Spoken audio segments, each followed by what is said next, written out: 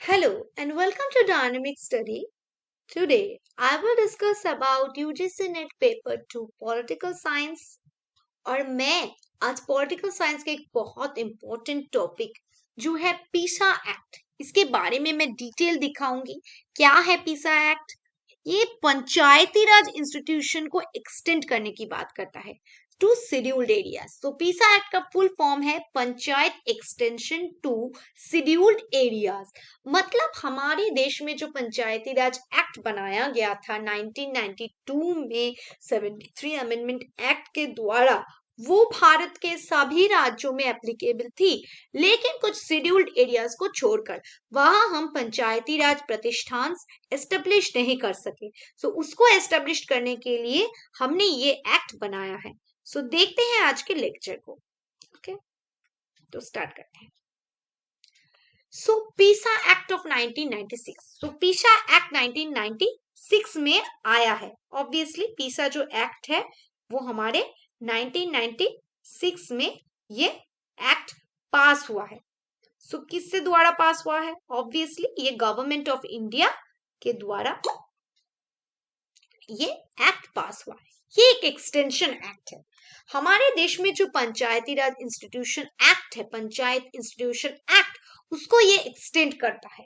Okay, मतलब जो areas panchayat में इंक्लूडेड नहीं है उनको एक्सटेंशन करता है, उनको इंक्लूड करता है। Okay, the provision of part 9 of the constitution relating to the panchayats are not applicable to the fifth scheduled areas. Okay, so हमारे देश के संविधान के पार्ट 9 में जो पार्ट्स है, क्या है? पंचायत है, पंचायती राज इंस्टीट्यूशन के बारे में बात की गई है। They are not applicable to the fifth scheduled areas. वो फिफ्थ शेड्यूल्ड एरियाज में एप्लीकेबल नहीं है। However, the parliament may extend these provisions to such areas subject to such exceptions and modification as it may specify. Okay, मतलब क्या था? हमारे देश के संविधान के आर्टिकल पार्ट 9 में जो हमारे 243 आर्टिकल से 233 ओ तक जो आर्टिकल थे जहां पर पंचायती राज इंस्टीट्यूशन को एस्टेब्लिश करने की बात थी, वो फिफ्थ शेड्यूल्ड एरियाज हमारे देश के जो है वहां पर एप्लीकेबल नहीं थे। सो इसलिए द पार्लियामेंट में एक्सटेंड दिस प्रोविजन, इस जो पंचायती राज इंस्टीट्यूशन का जो राइट्स है उसे पार्लियामेंट एक्सटेंड करना चाहती है उन एरियाज में जहां पर पंचायत नहीं है। ठीक है, इसलिए वो कुछ मॉडिफिकेशन करना चाहती है। इसलिए under this provision the parliament has enacted the provision of the panchayat.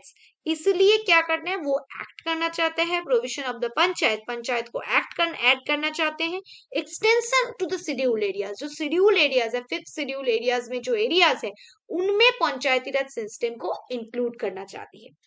1996 में पॉपुलरली नोन, जिसे हम जानते हैं पीसा एक्ट और एक्सटेंशन एक्ट। ओके, जिसको हम 1996 में पास हुआ था, जिसको हम Panchayati Raj extension to scheduled area act नाम के जानते हैं। Okay, at present in 2019, 10 states have fifth scheduled areas. 10 state में फिफ्थ शेड्यूल्ड एरियाज पड़ते हैं। कौन से? Arunachal Pradesh, Telangana, Chhattisgarh, Gujarat, Himachal Pradesh, Jharkhand, Madhya Pradesh, Maharashtra, Orissa and Rajasthan. Not the whole states. यहाँ पर कुछ एरियाज है जो फिफ्थ शेड्यूल के एरिया में पड़ते हैं। All these 10 states have enacted requisite compliance legislations by amending the respective Panchayati Raj act. यहाँ पर एक बात बोलना बहुत जरूरी है। पंचायती राज जो एक्ट है वो सेंटर के द्वारा पास किया गया है, सेंट्रल लोकसभा में राज्यसभा के द्वारा, या उसके बाद प्रेसिडेंट के असेंट के बाद ये एक्ट पास हुआ है। इसके बाद क्या हुआ? क्योंकि पंचायती राज इंस्टीट्यूशन राज्यों का मैटर है, तो क्या हुआ? उसके बाद सारे स्टेट्स गवर्नमेंट्स को बताया गया कि आप अपने राज्य में इसको इम्प्लीमेंट कीजिए, इसे रिक्वायर कीजिए, इसे इम्प्लीमेंट कीजिए या इसे अप्लाई कीजिए। सो उसके बाद हर स्टेट अपने राज्य विधानसभा में उस जो एक्ट को, पंचायती राज एक्ट को, उसे पास करवाया। लेकिन कुछ ऐसे एरियाज थे फिफ्थ शेड्यूल एरियाज में जहां पर ये पंचायती राज एक्ट नहीं पास किया गया। इसीलिए हमारे देश के पार्लियामेंट ने सोचा जो एरिया पंचायती राज इंस्टीट्यूशन नहीं है वहां पर कैसे इंक्लूड किया जाए, इसीलिए एक्सटेंशन किया है। इस 10 राज्यों के कुछ कुछ एरियाज में ये एक्ट के द्वारा पंचायती राज इंस्टीट्यूशन को एस्टेब्लिश किया गया है। ओके, तो ये जो पंचायती राज इंस्टीट्यूशन को एस्टेब्लिश करने के लिए हमने पीसा एक्ट किया, वो क्यों किया, इसका ऑब्जेक्टिव क्या है? फर्स्ट है to extend the provisions of Part 9 of the Constitution relating to the panchayats to the scheduled areas with certain modifications. To extend the provision of Part 9.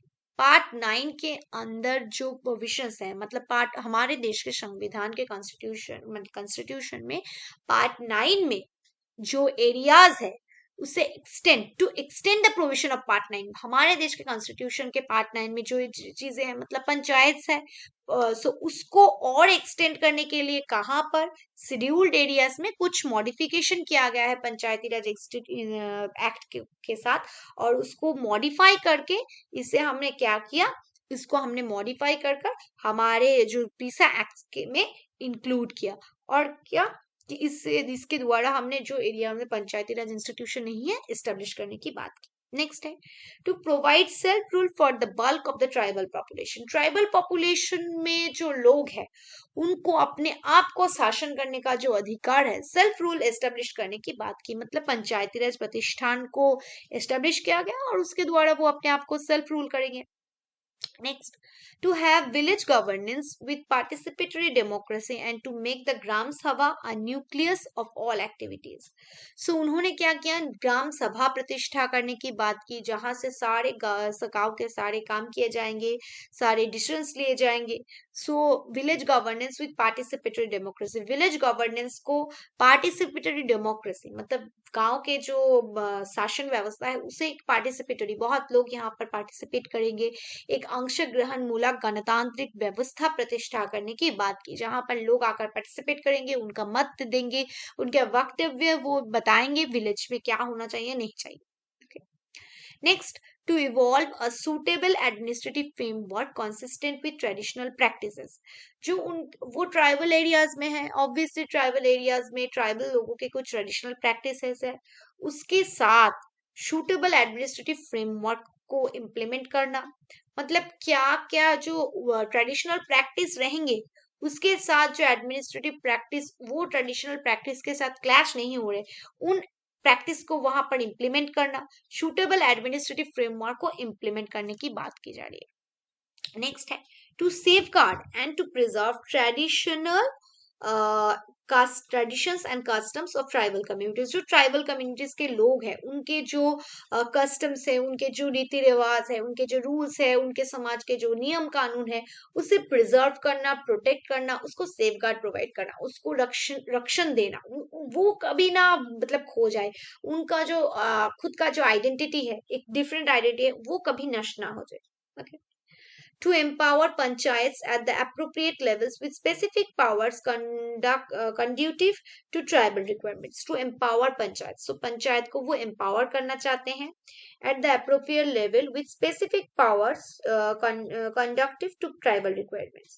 So वो क्या चाहते हैं कि पंचायत को वो पावर देना चाहते हैं, एम्पावर करना चाहते हैं अप्रोप्रिएट लेवल की, उनके पास पावर हो कि इसके लिए वो अपने ट्राइबल लोगों को रिक्वायरमेंट्स प्रोवाइड कर सके, पंचायत का और अच्छा हो, उन एरिया में और प्रोग्रेस हो, इन सब के लिए वो पंचायत को एम्पावर करना चाहते हैं। नेक्स्ट 7 नंबर है to prevent panchayat at the higher level from assuming the powers and authority of panchayat at the lower level of the Gram Sabha. To prevent the panchayat, so panchayat को प्रोटेक्ट करने की बात की गई है, उनके जो गांव के जो लोग हैं ग्राम सभा को उनको पावर देने के लिए उनके पास ऑथोरिटी राइट्स, उनके पास पावर्स राइट्स जो है अधिकार जो ट्राइबल लोगों के पास पहुंचाने की कोशिश की गई है।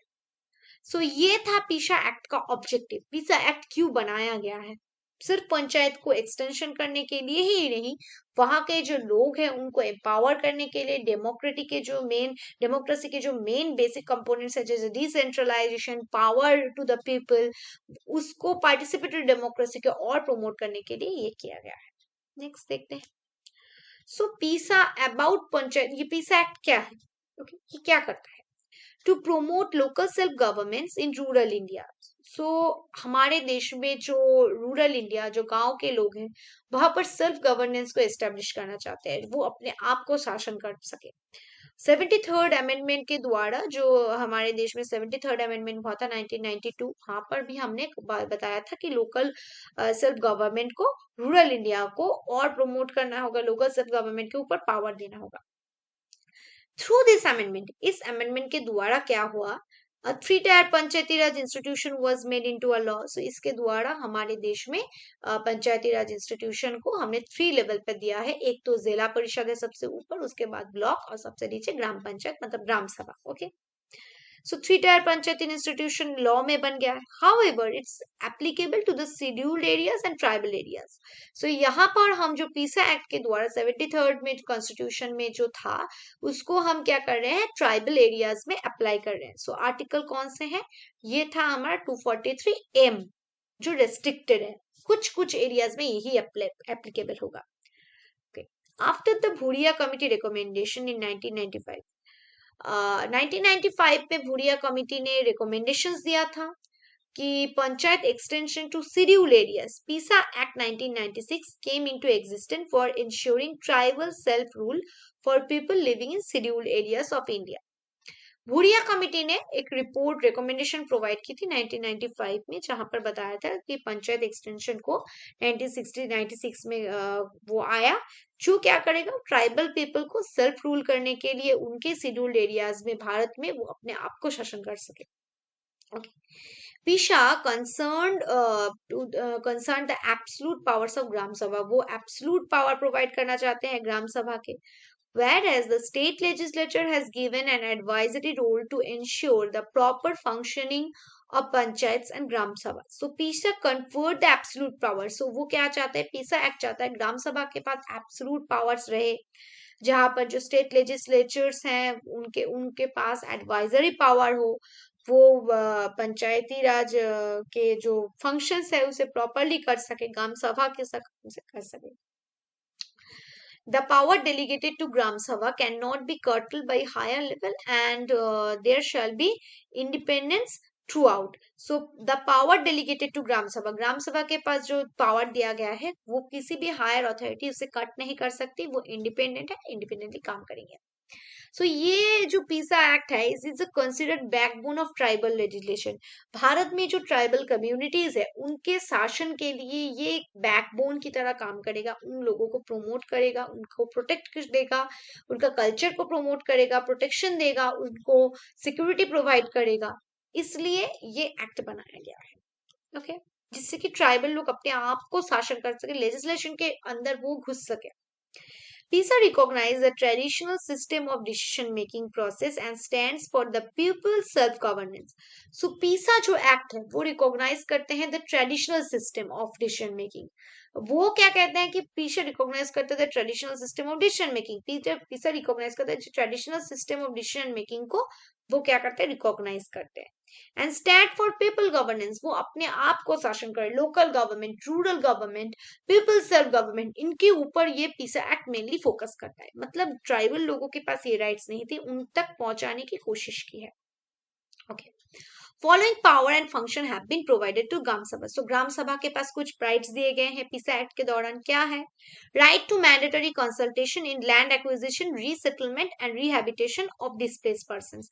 जो लोग यहाँ पर क्या होता है, मतलब मेनली शेड्यूल एरियाज में लोगों को हटाया जाता है, उसके लैंड एक्विजिशन किया जाता है, लैंड सेटलमेंट किया जाता है, उनको पुनर्वासन की व्यवस्था की जाती है। तो इनमें उनके पास राइट टू मैंडेटरी कंसल्टेशन, जो लोग वहां पर एरिया पर जाकर कुछ काम करेंगे, सरकार हो या प्राइवेट कंपनीज, तो इसके लिए उन लोगों के साथ, जो ट्राइबल लोग हैं या वो शेड्यूल्ड एरियाज में रहते हैं, उनके साथ consultation is mandatory, land acquisition के लिए, रीसेटलमेंट के लिए या रिहैबिटेशन के लिए। Okay. Protection of traditional belief, उनका जो ट्रेडिशनल बिलीफ है उसको प्रोटेक्शन देना। कल्चर, जो कमिटी का, ट्राइबल कम्युनिटीज का जो कल्चरल राइट्स है, उनका जो फॉरेस्ट के ऊपर माइनर राइट्स है, उसको प्रोटेक्ट करना, प्रोवाइड करना उन तक। Okay. Resolution of the local disputes है उसको सॉल्व करना। Prevention of land alienation, so land alienation को प्रिवेंट करना। Management of village markets, so manage करना विलेज मार्केट्स को, विलेज मार्केट को कोई प्रॉब्लम हो तो। राइट टू कंट्रोल प्रोडक्शन को कंट्रोल करना। डिसस्टलेशन एंड प्रोहिबिशन ऑफ लीकर, जो लीकर मतलब बेचा जाता है उसको प्रोहिबिशन करना। Exercise of control over money lending के विषय में कंट्रोल करना। Any other right involving to the schedule tribes, schedule tribe के पास जो जो राइट्स है उसे प्रोटेक्ट करना, प्रमोट करना, उनके राइट उन तक पहुंचाना, उसे सिक्योर करना। नेक्स्ट इंपॉर्टेंट फीचर्स मैं कुछ कहूंगी यहाँ पर। पीशा एक्ट क्या है? Gram Sabha approves the plans, programmes and projects, जो प्रोजेक्ट्स, प्लान या जो डिशेस उस एरियाज में लिए जाएंगे ये सब अप्रूव कौन करेगा? वहां का ग्राम Sabha. Okay. Tradition, Gram Sabha is competent to safeguard and preserve the tradition and customs and cultural identity, उनका जो कल्चरल आइडेंटिटी है, ट्रेडिशंस है, उसे प्रिजर्व करने का मेन काम कौन करेगा? ग्राम सभा।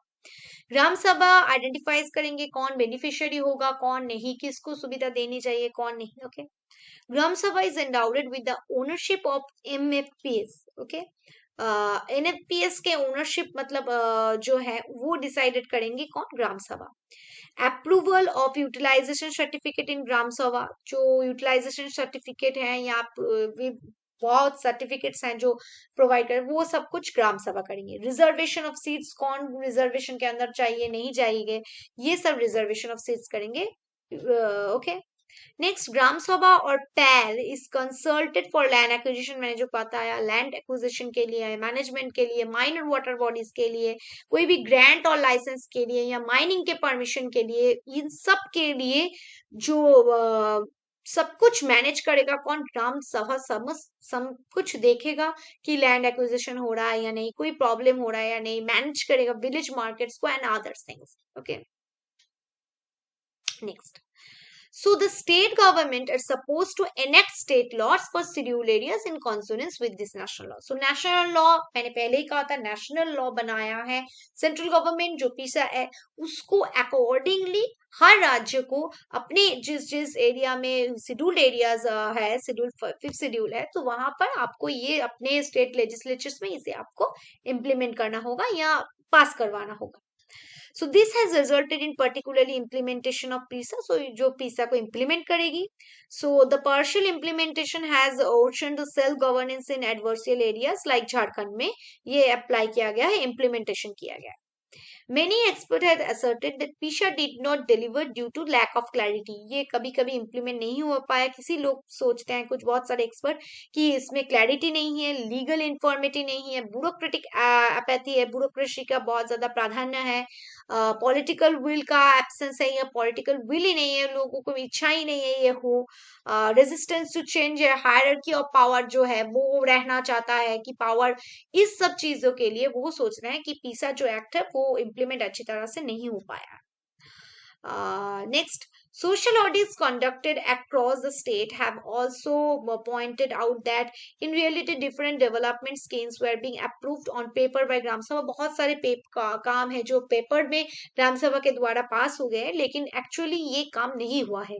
सो पीसा एक्ट सेंट्रल गवर्नमेंट का स्कीम है जो हर राज्य सरकार को इसको जो पीसा के अंदर आता है उसे इम्प्लीमेंट करना होगा, लेकिन देखा जाता है कि पार्शियली कुछ कुछ एरियाज में ये इम्प्लीमेंट हुआ है, लेकिन इसमें कुछ क्लैरिटीज नहीं है, इसीलिए ये ठीक तरह से इम्प्लीमेंट नहीं हो पाया। यहाँ पर वो लोगों का जो राजनीतिविद है उनका कोई इच्छा नहीं है कि इसको इम्प्लीमेंट किया जाए ठीक तरीके से, ये क्योंकि वो लोग रेजिस्टेंस को चेंज नहीं करना चाहते हैं, मतलब ये जो चेंज हो, ट्राइबल लोगों के पास पावर आगे वो नहीं ना चाहते हैं, पावर का हायरार्की है।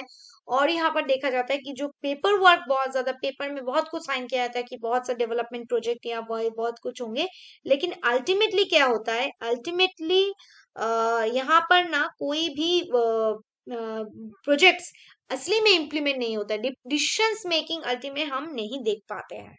सो that's the whole lecture on PESA act. I hope you all understands. अगर इसके लिए कोई क्वेरी है आपका, सो आप मुझे कमेंट सेक्शन में पूछिए। सो पीसा एक्ट जो है ना, वो मेनली हमारा जो पंचायती राज इंस्टीट्यूशन के लिए जो एक्ट बनाया गया था 1992 में, उसको अगर हम एक्सटेंड करें, इसीलिए बनाया गया है कि जिस एरियाज में पंचायती राज इंस्टीट्यूशन नहीं है उसको इम्प्लीमेंट करने के लिए। सो इसके लिए हमें सबसे पहले इस वीडियो को देखने से पहले आपको देखना चाहिए पंचायती राज इंस्टीट्यूशन का इवोल्यूशन। मैंने उसे बनाया है, आप देखिए। उसके बाद आप इसे देखेंगे तो आप समझ पाएंगे कि पंचायती राज इंस्टीट्यूशन सब देश में एप्लीकेबल होने के बावजूद कुछ ऐसे एरियाज थे जहां पर ये नहीं हुआ है। So thank you, keep on watching and keep on learning.